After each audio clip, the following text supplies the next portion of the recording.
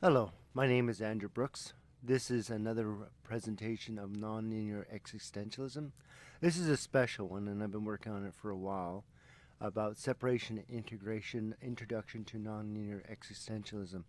On the website, charitiesoflife.com, I did post a couple years ago a 2016 treatise. It's basically an overview of every salient point in the theory of nonlinear existentialism. However, I've been thinking about it for a while, and I've done a recent update, which was published on the website a couple of days ago. It's a 2018 update, and basically, well, in this one, this YouTube presentation, I'm just going to go over 8 sections. I think that brings everything together for the theory. Here are the table of contents and the 8 different sections that are in the paper. First one, basically just the title of the paper, Introduction and Separation, and it's an overview of the nonlinear existentialism. And here I'm just going to go the idea that it's going to be a physical model, a physical biological model that adheres to physics as we understand it, as it pertains to neuroanatomy, and with a non-definable output. There's 8 sections, 60 propositions, and the body itself is 23 pages. The area, the section upon which everything else builds, because I believe in going from general to specific, is the idea of energy. Energy in this context is going to be change. The definition that I have in the paper is specific, and then we can build upon that one. It basically is an object's ability to change some aspect of its own form through the totality of its own inherent tendencies. It is its most fundamental characteristic. This change may lead to energy being emitted into the environment interacting with other objects, and that's basically what everything builds upon. The interactions, the emitted energy of sending and receiving it from the object that emits it and to the object that receives it within the environment. And the object is always going to be a reference point within the environment, because every object within the environment can be considered an object itself. So when there is transfer from the emitting object to the receiving object within the environment, there's a possibility of change occurring on the surface of the receiving object or receiving apparatus. And then there's going to be basically the idea that the energy that's external to the object gets transformed by the properties of the object itself into an internal energy pattern. So that's extremely important. It's going to be always the outside being transformed, energy is being transformed into internal energy. And this also is important with the idea of a central receiving organ. And later I'm going to be talking about that as being in the brain and the mind. And the idea that you're going to have more complex, more information that the possible thing is going to be interacting with, the more information needs to be integrated. So that's also very important. And then also the idea of entropy. That's the second law of thermodynamics. And this is extremely important in this way, is the idea of separating homogeneity through heterogeneity. This is with the idea of that if everything is complying completely, and it should, with the idea of entropy, everything going from a heterogeneous state to a homogeneous state where everything's balanced, that would be adhering to entropy. However, we know that does not occur. It does not occur on a smaller micro scale, because, of course, if everything is the same, then nothing would be noticed as being different, but things are different. And that's the idea that there's going to be some organisms like ourselves and other ones that stand out, that have the ability to be heterogeneous from the environment. And that's where I'm getting the idea of linear and nonlinear. If you're completely homogeneous with the environment, you're going to be linear with the environment. If you're able to separate yourself from and maintain your form, then you can be nonlinear with it. And that's just kind of the introduction to the idea of nonlinearity, which will be discussed later on.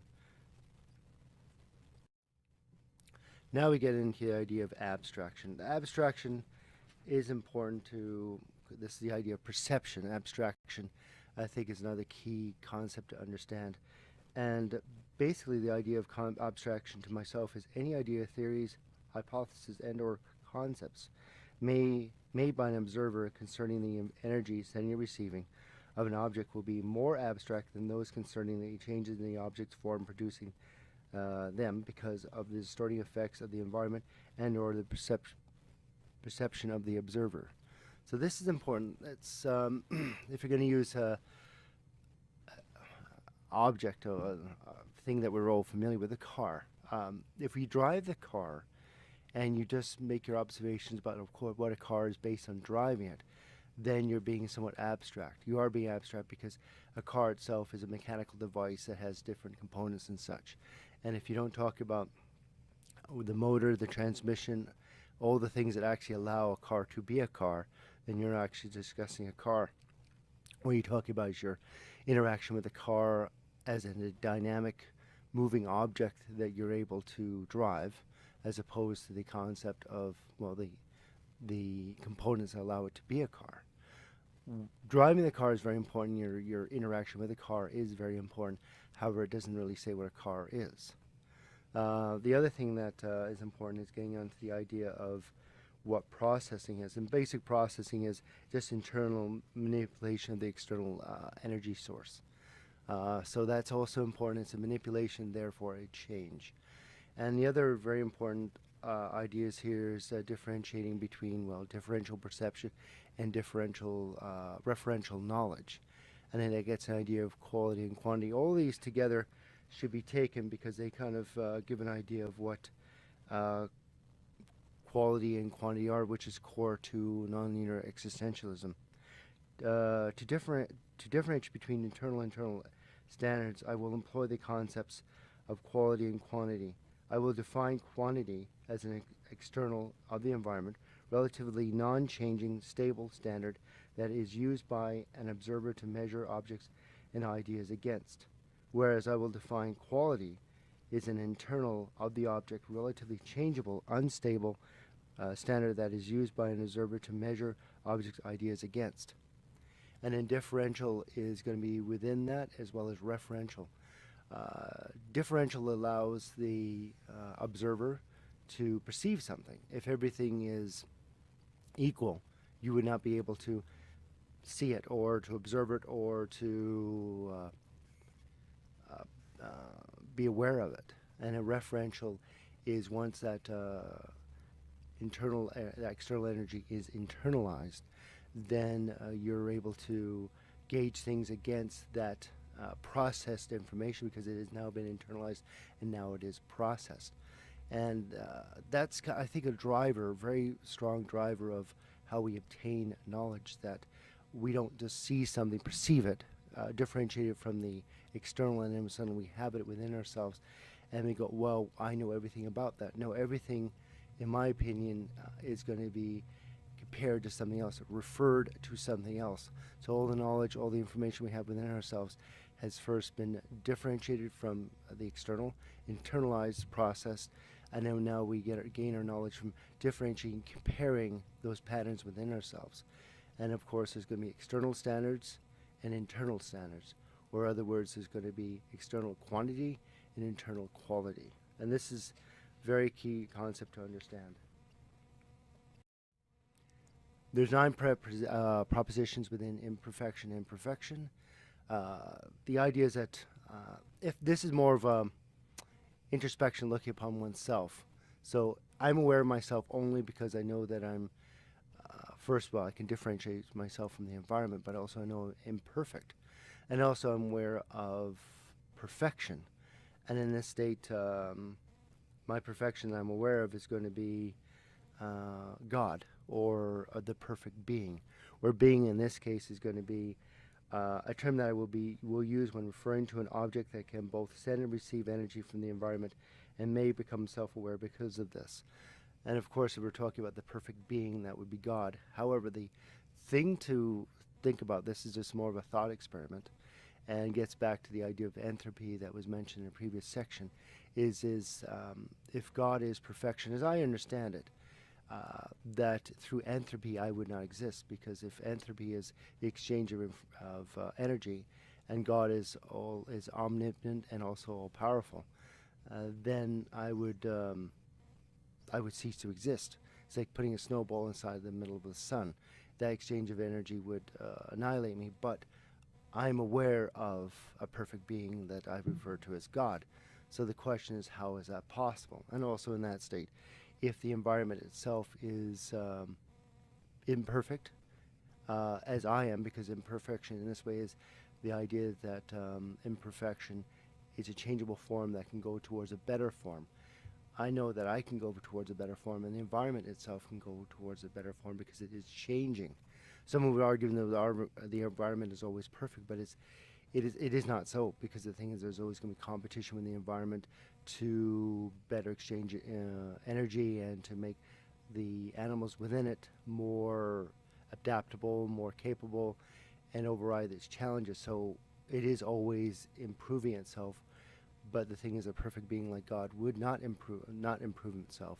So if I'm in an imperfect environment and I'm improving myself, and I'm aware of a perfect being, how is that possible if it isn't possible for the perfect being to exist and for me to exist? So again, the idea of non-linearity. So we got to go question of why does that exist? How can it exist? So then we got to go consider how that's possible. So non-linearity in this case is going to be the idea that I will define nonlinear outcome as that which does not maintain or adhere to causality as predicted solely by the characteristics of the known input. So the idea is that causality always has to occur if you know what caused something, but non-linearity can be possibly occurring if there's something that is unknown that makes the output look nonlinear to the input. Or another way is that the output, the energy within the system, is different from what caused it from outside the system, because there's something inside the system that is not apparent to the outside of the system. So that's something to think about. And then we get the idea of temporal binding, which in ourselves is very important. Temporal binding is basically if there's going to be a lot of input coming into a system, and there's a possibility that it doesn't occur at the same rate, it'd be very hard for the mechanism ourselves to actually function. If you're hearing something different, different than the time you see it, and the different from the time you feel it, and such and so forth, that would put the person out of phase and they couldn't function. So the idea is that you need to have an input to the system felt at the same time. It's like, again, back to the car metaphor, that if we're going to be having a lot of cars coming towards them, we need, and each one of them has some information in it. In order to receive that information at the same time, stoplights of all drive along, stop at the same time, and then they would proceed upon, and then we would get the information from the cars at the same time.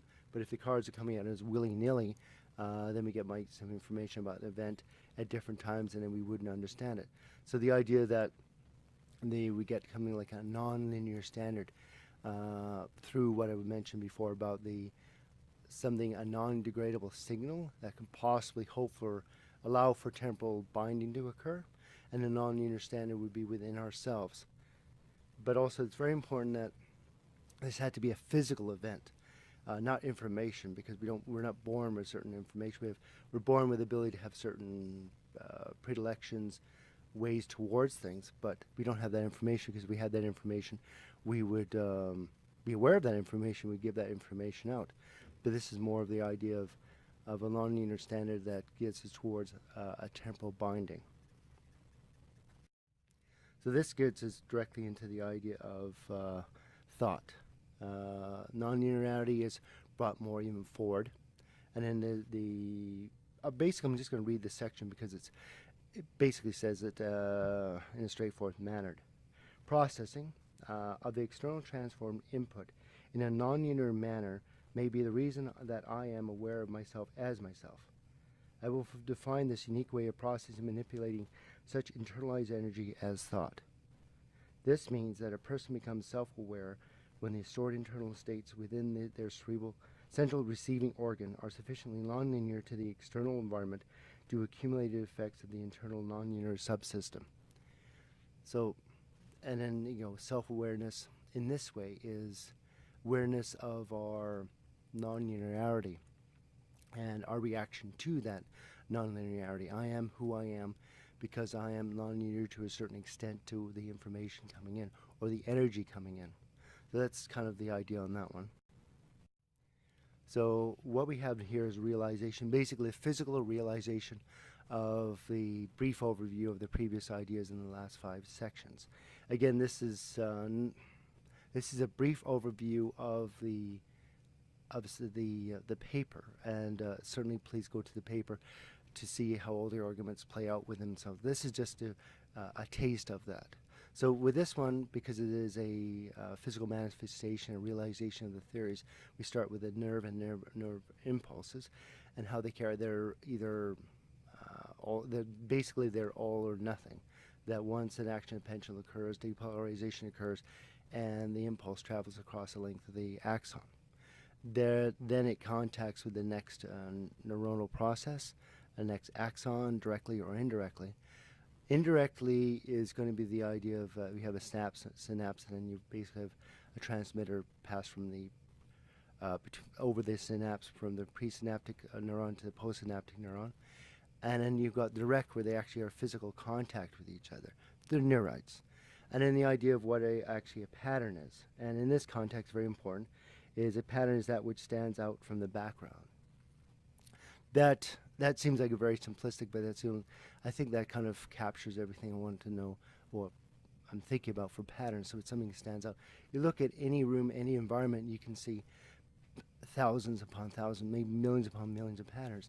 Patterns are only ones that are stand out that you're aware of. This is kind of like a background on what patterns mean. So neuronal patterns would be the same thing. Any clarification of what patterns is specific to that clarification. So moving forward with the possible manifestation of the theories previously talked about is electromagnetic field. And basically the idea is that you've got when you got electrical impulse, electrical direction, that 90 degrees to that is going to be magnetic field, and then it perpetuates out into the area surrounding the initiating force until it dissipates. And that's very important in this, because we basically play upon that as how the FAM, frequency amplitude modulation processing unit, is produced. That's the core of this entire thing. You got the theories and the manifestation of the theory. This is kind of manifestation of the theory. On layer V1B of the cerebral cortex, my suggestion is that the FAM is evident, and it allows first for frequency modulation, whereas everything is experienced at the same time. And as an attribute of that, then you got amplitude modulation. The amplitude modulation occurs non-linearity to the input to the system, the energy input from the external or internal as well, and that allows for the non-linearity to occur. And within that, you first got the incongruency between the input and the processing within the input, meaning the input that comes along and has a certain amount of causality, and then it's going to be different from this internal magnetic field, electrical magnetic field, which causes the growth of the neurons and causes it to be incongruent, the internal signal to be non-congruent, incongruent. And the also important thing about this one is that whereas the non-linear signal can interfere or make the input signal non-congruent with itself, that it cannot actually, the input cannot affect the internal processing. So therefore, there's always going to be that non-linearity, because there's going to be always that instability, electrical instability that's created, that is non-linear, and also you're going to have a possibility of cortical restructuring. Cortical restructuring is the idea that you make the non-linearity causes the causality to no longer be linear to the outside, causing that instability, and opens up the number of possibilities. But it isn't just a huge amount of possibilities right away. It's actually in minute steps over and over and over and over and over again. So it's incremental, but it is also additive. Not meaning additive that one neuron is going to stay I don't know, active for a long period of time. No, it's going to be just increments, increments, increments, increments. And if those increments are, uh, they improve the output of the system, make it more capable of carrying out what it needs to survive, then they will be ingrained upon and allow for cortical restructuring to occur. And this gets the idea of PNBAL and NOWPAL. That's primary needs baseline activity level and non-optimal wants baseline activity level. Basically, PNBAL is the energy that the system has been set at the beginning of its life, and then NOWBAL is what happens where the system interacts with the environment through not having its needs and wants met because of the inherent incongruence between the outside and the inside, because there's two standards. There's the of outside being the quantity and the inside being quality. There's going to be disagreements between conflicts. So we originally start with the high point, the PNBAL, higher energy state, and if the interaction becomes lower and lower, then you can start getting the NOBAL. And then the Ri equals zero is the concept of residual incongruency going to zero. That's when the difference between the PNBAL and NOWBAL is basically no longer occurs. So let's just imagine a line going straight across in an energy, let's say an energy diagram. So you're basically going across the horizontal at the very top, and that's going to be the maximum state of energy, and that starts at the very when the person is born, and then through the incongruencies and such with the environment, it dips down. Then you start describing basically a curve, a smile almost. If you compare it to the PNBAL, and it goes down and down and goes away, so it goes further away. And in my thought of this theory is that Ri equals zero is when that NOBAL lower curve comes back up and meets the higher curve. So the idea is that the person's existence, that we realize in everything we see around ourselves and our concept of our abstractions, what primarily drives the entire system is the going back to a higher energy state within the cerebral cortex. That's what drives everything. It's the interpretation of the system trying to go back to that optimal state is what drives everything. And this way we also get the idea of the feedback loops. Before we go into a negative feedback loop is that you have a standard and the body or the system tries to go back to the standard, so you have it waving back and forth to reattain whatever that standard is. Positive is it always tries to go away from the standard or the equilibrium layer in the middle there. The reason I'm saying this is positive, negative, this entire system, whereas you got an interplay between the FAM-PU working within a feedback loop, and it being positive and negative is that the system's always trying to optimize its energy towards the PNBA or even higher, but that would not be sustainable. But because of the interaction with the environment, it starts to be pushed down. Even though it continues to try to go to the higher state, it can't because of the inherent interaction with the environment, producing always incongruencies at the beginning of the evolution development of the organism.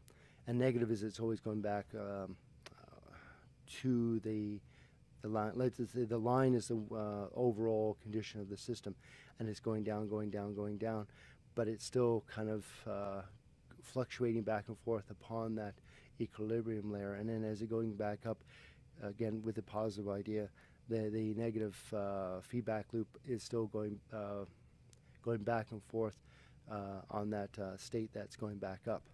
So to visualize it, it would be almost like a smile, high at the top, high at the beginning, low in the middle, high at the end, and it's going to be, of course, going to be horizontal, and then just a little wiggly line going back and forth would be kind of the physical description of it.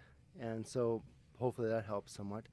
And so again, better just go back to the paper for a better detailed discussion. So we go into the philosophy. The idea is that, again, going back to the idea of abstraction, and this time abstraction is going to be, again, the idea that there's going to be, it doesn't really reflect what the system is about. Again, going back to the car mechanism metaphor, is that, again, if we're describing a car, what makes a car, it's going to be the mechanisms that make a car. And there's enjoyment and driving of the car is going to be somewhat of an abstraction to what it is as an object to be a car. So that's kind of where, again, the idea that when I was discussing the idea that philosophy is abstraction, not that philosophy is not very important. It's that the thing is that that is our kind of realization, our feeling, our sensation of that abstraction. We can't feel the physical properties within ourselves, the positive, negative feedback loop with its various components, and also on top of it, we can't, possibly feel. Well, we can't see the fan PU, but we can feel what it is like to have a fan PU. And then we get the, that's kind of the idea that philosophy itself is very important, but it is still, I think, an abstraction. Existentialism, what this is all built upon. Existentialism, the reason why I call the theory, I've always called the theory nonlinear existentialism, because existentialism, I believe, of the philosophies is the most aware that physicality is very important, and that has to be central to kind of what any philosophy, any discussion that pertains to philosophy has to be existentialism. And also within it has key components like responsibility, and also it talks about itself that the people stand out from the environment, people's thinking is unique, and there's self-relatedness and authenticity that are key components of existentialism, which I think is very, that's why it's ingrained so much in nonlinear existentialism, is that I think the nonlinear aspect of it, the nonlinear prefix, kind of modifies what existentialism is in agreement with it, but it gives a better clarification of it. And also within that, the idea of anxiety, that anxiety is, it's been defined elsewhere, but in the way I'm looking at it is the physical incongruencies created by this process indirectly imbue the person with a sense of self, which I believe is intimately related to what is commonly called anxiety. So that nonlinearity that exists is not anxious per se because of an event, a specific event outside. It's just as a system itself, the FAMPU positive feedback loop, as it functions, it produces anxiety. And then within that, I also have discussed the self-line function, and that's where the title separation and integration comes from. There's 8 stages, and basically upon it is separation from the baseline level, and then going back to it, and then as a system progresses, as it develops, it tries to have order within the system, because at the beginning, through the incongruencies, you have a certain amount of negative energy that has been produced, and it was in the neuronal panels within the cerebral cortex.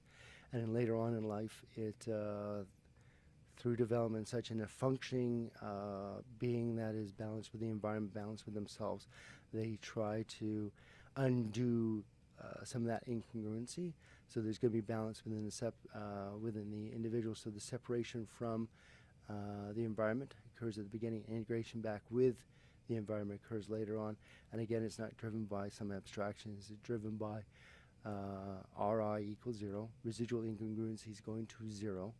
And so that's the overall idea. It's physical. Again, it's a physical model that has non-linear output, undefinable output, because of the causality is not readily understood. If every component of the system is understood, then it would be understood. It would be definable, but in this state, because there's external, internal standards, internal views, the internal is not readily understood, so it appears to be nonlinear. And then we get into the idea of metaphysics. because we have the external and the internal, and the conflicts that occur between it, and also the observed, felt that that there is a discontinuity between what happens externally and internally, and also that cannot be defined. It leads to uncertainty. So metaphysics, in my thoughts, is going to be that that overall feeling of uncertainty in our existence, and determining whether or not that uncertainty can be defined or not. And that leads some people to think that that cannot occur, it can never occur. So you get the idea that it's super sensible and cannot be known. And for others, they try to say, okay, what is reality, and what am I within that reality? And it comes down to, again, because this is an energy model about the transfer of energy back and forth, and then how much something is linear or non-linear with other things within the environment, or even within the individual itself, depends on how much non-linearity, how complex that being is. And again, the idea of being, ontology is another way of looking at being. And again, each one of us is a being. Even an object, even the desk in front of me, even the computer is a being, because it's able to send or receive energy. However, the thing is, does that lead to a self-aware being? And that's why you would say human being, or the perfect being, or imperfect being. It depends on, perfect being would be God, or the understanding of what a God is. An imperfect being is one who's trying to develop, improve oneself, or can possibly improve oneself. So you've got that idea as well. Epistemology is just the idea of what knowledge is, and if knowledge can be obtained, and at what level can it be obtained. So in this model, epistemology is going to be just the interaction between internal and external standards, and the association between internal and external energy patterns, and what can it come of that. And as this model has been saying, that is because of the referential knowledge, that it's going to be everything compared to everything else. How do you know if you're tall unless you compare it to something else? How do you know you're light or heavy unless you compare it to another object? And that's, again, the idea that you've got differential perception, and you got referential knowledge based on that, and that back and forth. And then you got the idea of cortical restructuring, and if the information is always fed to the being, then it can come into understanding of things, well, knowledge of things, and possibly understanding if you have enough of references. But the thing is, what this system allows for is for creativity, for that separation, for that discontinuity, the breaking causality, external causality, can open up possibilities which are driven by trying to increase the amount of cerebral energy within the cerebral cortex. And that's the drive through it. If something allows a pattern to have a higher energy state, then that will be accepted over another one. And then there's no towards good or evil or anything else like that. It's just that energy state drives itself forward over and over again. It only becomes good or bad or something like that if you set it against what the standards of the environment are, of the society in which the individual is. But again, the driving forth mechanism is just to get that higher energy state, the sustainable higher energy state within the cerebral cortex. Anything else would be an abstraction. It's very important, these other things, but from a physical point of view, they're abstractions. They're not the primary state of the system. And then we got the idea of philosophy and a philosophical thought. And I came up with that a little while ago. That this is the presentation before this, that I thought was very important to do, because whenever I talked about, whenever thought about philosophy with myself, I just said it was an abstraction. But with the definition I offered, it was more thinking about, well, the thing is that if it's philosophical thought was the primary aspect of philosophy, is considering philosophical thought. And all thought is going to be always nonlinear. Physiological thought, philosophical thought, is more of the about abstraction. It's a very abstract state. Art itself, creativity is, but philosophical thought is that trying to come up with a way to describe and restore or explain why there's a difference between external and internal, and give a model, give a system like I'm doing right now through analytical philosophical thought or analytical prepositions, is to describe it and give it detail, give it a logical system to it. So philosophical thought is thought, being nonlinear, but it's about the difference between the internal, the conflicts between the two, and trying to explain it. And this can only be done by a sentient being, because I have to be self-aware. Being self-aware automatically means that you're nonlinear to the environment, and you're in a system of separation and possibly integration. And the explanation is within that, because you always have to consider the individual, the person, the being that is doing the explanation. So this agrees, hopefully, with the basic idea of philosophy, but I just take it a little bit further, and I put it within the framework of nonlinear existentialism. So what we also have here, as I mentioned before, that responsibility is a key concept, I believe, of existentialism. And so we have the idea of feedback loops. Of course, the primary aspect of the feedback loop for this one is non-linear, and you got the various components that try to bring back the energy, like the primary state, that the variable that's trying to be controlled is energy, and within that the responsibility hopefully will work, because what responsibility is, that linking the outcomes of the system and seeing whether or not making the individual aware of that they're responsible for their outcomes, as much as, you know, if they're in some way responsible for the input into the system and how it's being processed, manifested and such, they're responsible for it. If the individual is being given input that they have no control over, that's another thing. But if they do have control over that input, they also have the control for the output, even though it's non-linear, and they can look upon themselves and say, well, I don't even know why I did that. The thing is, the more they are responsible for that, the more they can try to, even if they've got an internal linear to non-linear component within themselves that is not congruent with the environment per se, they can still adjust their behavior in such a way that it becomes more acceptable. They should still say authentic. It's still say authentic as in existentialism, however, but try to maintain themselves in such a way that is not dramatically opposed to the environment, or maybe remove themselves and go to another environment. But again, that's because feedback loops is so important, and feedback loops cannot be overlooked, that this is kind of the idea I suggested, and I think it still stays within the ideas and themes of existentialism.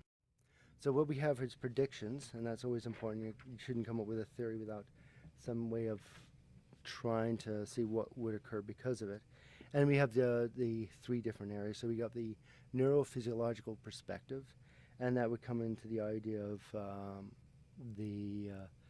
what I mentioned before, the primary needs baseline activity level and the non-optimal wants baseline activity level, and if that can actually be found through neurophysiological studies. At the beginning of life, that should be the highest amount of neuronal energy, or potential for neuronal energy. Then in the middle, it should be lowest, and then again, this is going to be in an individual that's going to be relatively functional, that doesn't have any mental instabilities that possibly can affect it. This should be like the standard state, and at the end of the person's life, the energy state should be at the highest level. So again, it's going to be following that smile that I basically described beforehand, and also that would be going into the idea of how functional the individual is.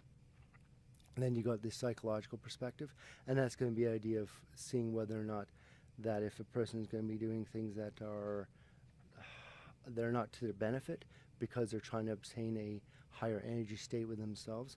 I mean, if there is the idea that life is the most important thing to the person, however, you got to question that, because some people go to adrenaline junkies and such, addicts, that appear to want to have the highest level of stimulation over the possibility of sustaining their own existence. So that's another way to question it. And from a psychiatric perspective, is going to be whether distortions, if you take the model as I'm presenting, the physical model as I'm presenting it right now, and there's certain dysfunctions within it, can that possibly be linked to certain psychiatric disorders? For example, depression would be due to sustained low levels of cerebral excitation or the potential thereof. General anxiety disorder would be due to excessive levels of amplitude modulation, too much non-linearity, because if we're saying the person's in a relatively anxious state, like it might be a functional or dysfunctional, but if it becomes very, very high, then it would be dysfunctional, which would be due to excessive amplitude modulation caused by the V1B of the cerebral cortex, or what I refer to as a frequency amplitude modulation processing unit. And schizophrenia would be due to inconsistent levels of frequency modulation within the cerebral cortex. These are going to be absolute states. I'm just saying that if you've got the frequency modulation is excessive, so the person perceives different parts of their external experience out of phase with each other, that can possibly lead to distortions that are known of for a psychiatric disorder known as schizophrenia. So in summary, going back to what I had before in one of the first slides, is nonlinear existentialism is a definable physical model with non-definable outputs. And again, for philosophy, that they appear to get into the non-definable outputs or not readily definable outputs, person behavior, the way they think and such. And without concentrating more on the definable physical states, that I would believe has caused a lot of consternation and difficulties within the field of philosophy. And I also think that it bleeds certainly over to the context of artificial intelligence. Again, the idea that they are trying to go more and more believing that the human mind is a computer, but the human mind the ones who develop the computers try to be linear, but I don't believe that's the proper representation of the human mind. So I really suggest, if you have time, to look at the document which is in the link below. And I think the paper does a much better job than this brief explanation I've given you over the last 40-some minutes. It again is not a very long document, and I think it, if perused, gives a much better representation of the theory. But I thank you very much for your time. Take care.